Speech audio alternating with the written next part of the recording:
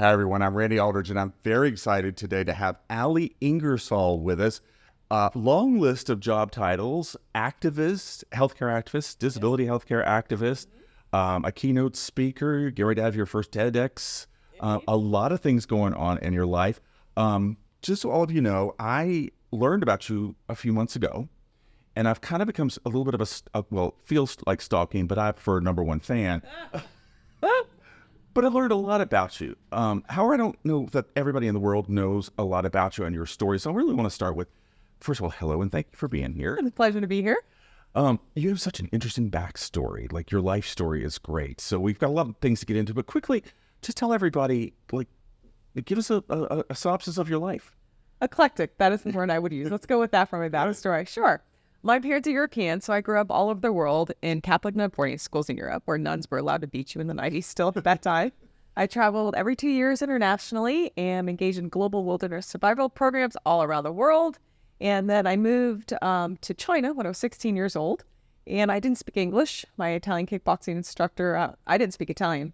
My Italian kickboxing instructor didn't speak English, so language of love, we learned it quickly. We ended up in jail together in northern China, in the Mongolia border. Oh my God. To find your mother at 17, tell her you're going to jail. It's not a big China. Mother's worst nightmare in sub-zero temperatures. Spent a few years there. Then I went to college in the United States, majoring in economics and business plan competitions. Worked for the Rockefeller family after college. I was jaded by politics. I moved back home to the Bahamas, which is our family home it has been for 40 years. And learned to be a technical analysis day trader. It's a mouthful. Yes, that is a very quick synopsis of a lot of things. Yeah, I've had it in about 30 seconds. Yeah, There's many stories in between there. You've been working on that one, right? I have been working on that one, yes. So I do have some follow-ups from that, obviously. Obviously, your life has had some degree of activism involved in it. You know, you're in politics, not activism necessarily, but you're in politics and policy, things like that. And that's kind of helped to be where you are now. But I want to talk about how you ended up in the wheelchair, because I know that's a big part of your journey, and the things that came after that. But I read this online, and it's an amazing story, and how you came out of it on the other side is even more amazing. So can you just talk about that just a little bit? Absolutely. So I was living, as I mentioned, I moved to Bahamas when I was 27 to learn to be a day trader. And about a year later, I was successfully day trading. I was hanging out at a tiki bar at sunset. It was a beautiful day. And I took a shallow water dive, and I just hit sand.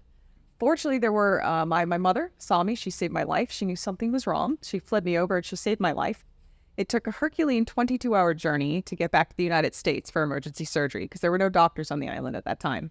So I woke up, and the doctor said, you're quadriplegic, paralyzed from the chest down with paralyzed hands. I called them my paws. And a quadriplegic. So I knew my life would forever be different.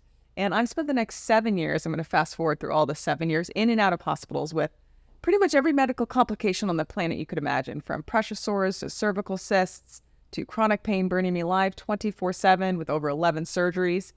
So severe, several years into my accident, I developed a life-threatening spinal cyst, and the U.S. healthcare system failed me, and surgeons wouldn't operate on me. We're going to call it liability reasons. I'm going to stick with that story. Okay. That's why I moved back to China. And they did save my life, but they ended up breaking many parts of my body and overdosing me and a lot of other interesting experiences. And I moved back to the United States in 2016 to Raleigh, North Carolina, which is how I started on healthcare advocacy, which is the next part of my journey. And in the middle of all of that, there's so many things about that story, by the way. There's so many nuts to crack on that one. First of all, so happy your mother was there. She is. A mother always knows. She's a crazy little German lady who runs around, and she's one of my best friends. So she was hanging out with us at that day. And your healthcare journey, I want to get back to that. Yes. But something that she didn't mention that we have to talk about is, in the middle of all of this, you became a beauty queen. Yes. So, well, actually, that was later on. Oh. That was after my healthcare advocacy. So when I moved to Raleigh in 2016, I thought, 6 years in bed was enough. But I developed a stage 4 pressure sore on my tailbone. Okay. So hole down to my literal bone, 4 centimeters deep. And during this year, I had multiple failed surgeries due to surgeon errors. And that was here in the States. And here in the United States, right here in Raleigh. Okay. And insurance companies wouldn't approve the medically necessary equipment I needed to physically survive or the surgeries. And so that was why I was in bed for a whole year. And I got really angry. And I'm pleasantly persistent. I will keep following up, and I will stalk you until I get the answer I want. And I love to read corporate policy now. Oh my God. So I started reading these health insurance plans and I started to fight back. So I learned to write letters of medical necessity, back them up by peer-reviewed journal articles, at least 50. And I realized that many of my doctors were writing 3 sentences of letters of medical necessity for me, and everything was getting denied. So I took it upon myself and I wrote them myself. And then I navigated the health insurance appeals process and I started winning everything.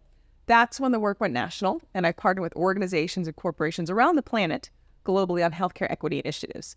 That is actually what led me to be crowned Miss Wheelchair America during the competition.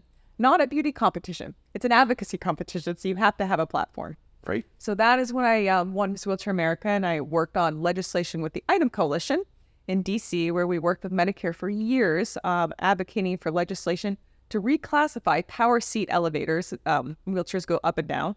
Improves the quality of life for tens of thousands of wheelchair users. And we won. It was incredible last year, 2023. So working on a lot of amazing initiatives. And that is how Miss Wheelchair America came to be, because I simply was trying to survive for my life physically. And that individualistic passion for my survival turned into a shared collective purpose to pay it forward to others.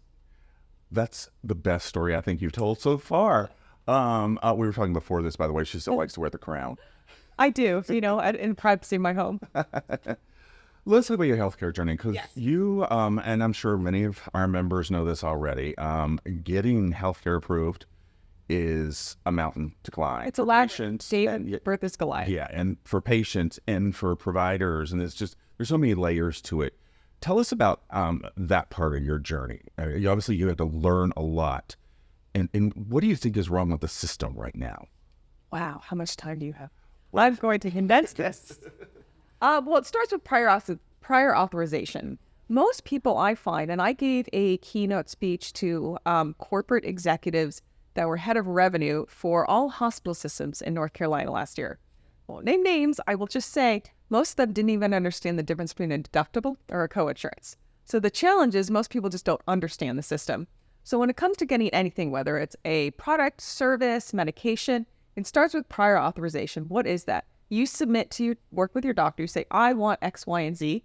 They then look up the medical code and fill out the paperwork for you, and they submit it to your health insurance company. And unless it's maybe perhaps a heart drug or a cholesterol medicine, that's very common. If you have a complex medical diagnosis that many people do in the United States, you generally get denied first. They have a policy inside health insurance companies, deny first. Because this is astounding. In 2023, 1/10 of 1%, I'm going to say it again, 1/10 of 1% of denials in Obama health plans and affordable health care were appealed.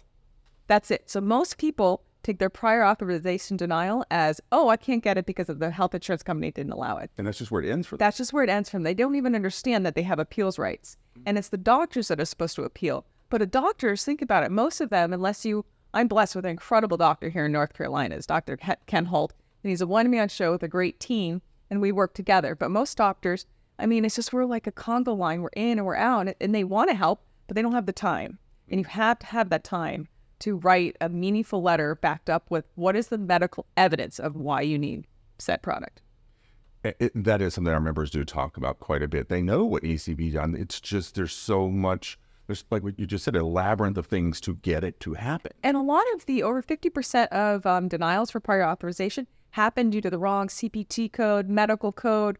One T is not crossed or I is not dotted, and it's very, very simple. So what I do is I get all of the parties involved, whether it's a cardiologist, general practitioner, physical therapist, and I look at all the paperwork. I do this myself, and I read all of it. Now, I appreciate not a lot of people have the time or the know-how how to do that, so I spend a year writing how to navigate the health insurance appeals process, just for fun in my spare time. So it's up there, it's public domain, and we consistently add to it all the time. I have a lot of questions, but first of all, I want to say, you're a highly educated woman, so knowing how to... No, I'm going to stop you there. I'm curious. Okay. Insatiably curious. Okay. Yeah. And you have the wherewithal to go do this. The average person No, they do. does not. They're trying to physically survive. They don't have time to think about this. I understand that. Yeah. What would you say to legislators about this? How would you think is the best way to fix this problem? It has to start with education and awareness first. And that has to start with the legislators, because I've spoken with many legislators and they don't even understand their health insurance plans. I spoke with the CEO of a healthcare system here in North Carolina, a CEO.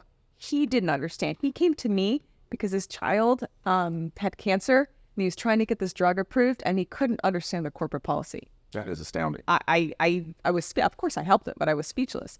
But that just speaks to the system. It's not, the challenge too is insurance companies, and then you get the finances of it, right? So insurance companies, they take 2 or 3 months, sometimes longer to pay hospitals. So in turn, hospitals upcode and they charge more. And so the end user, the consumer is us of these healthcare products, we're the one left holding the bag, which is really, really hard. So it's the insurance companies and they have the lobbyists. They have the billions of dollars behind them.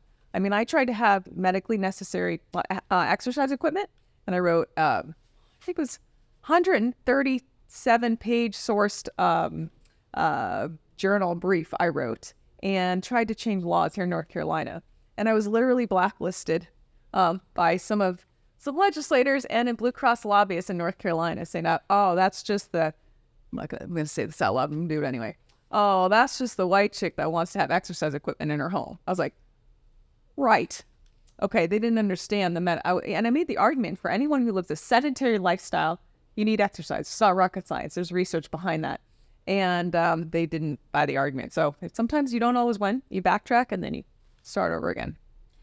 A lot. Yes. Here in North Carolina, we're getting ready to go into a short session at the General Assembly. And here's the Medical Society prior authorization, something we talk about quite a bit. Yes. If you got the chance to address the General Assembly about this, what would you say to them? About prior authorization?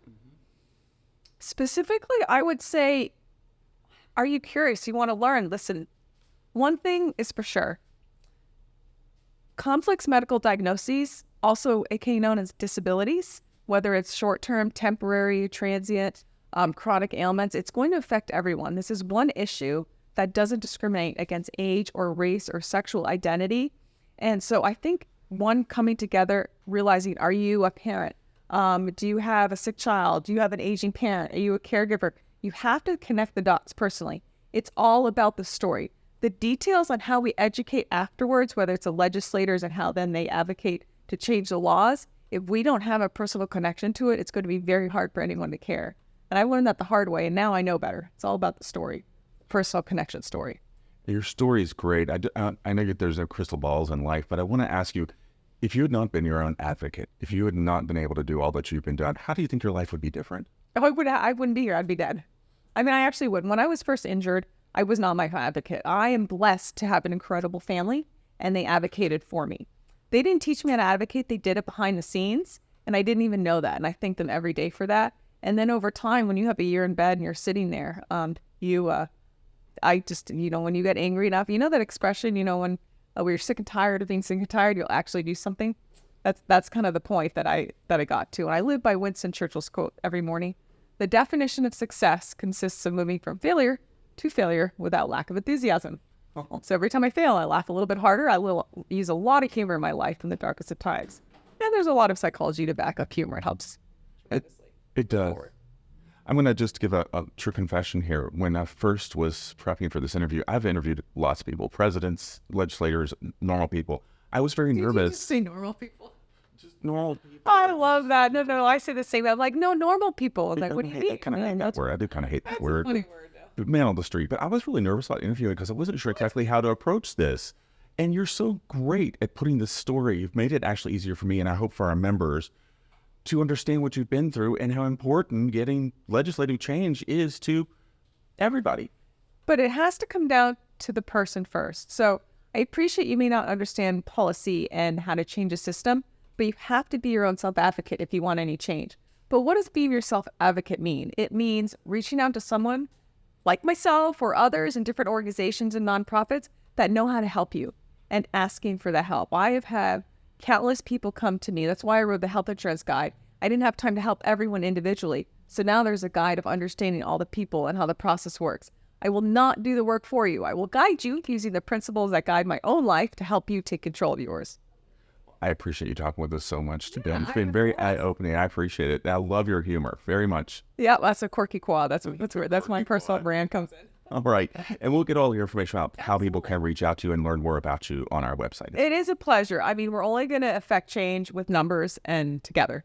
Perfect. Thank you so much. Thanks so much. It's been a pleasure. Again, that's Allie Ingersoll. Thanks so much for watching. And we'll have all of your information on our website. Thanks again.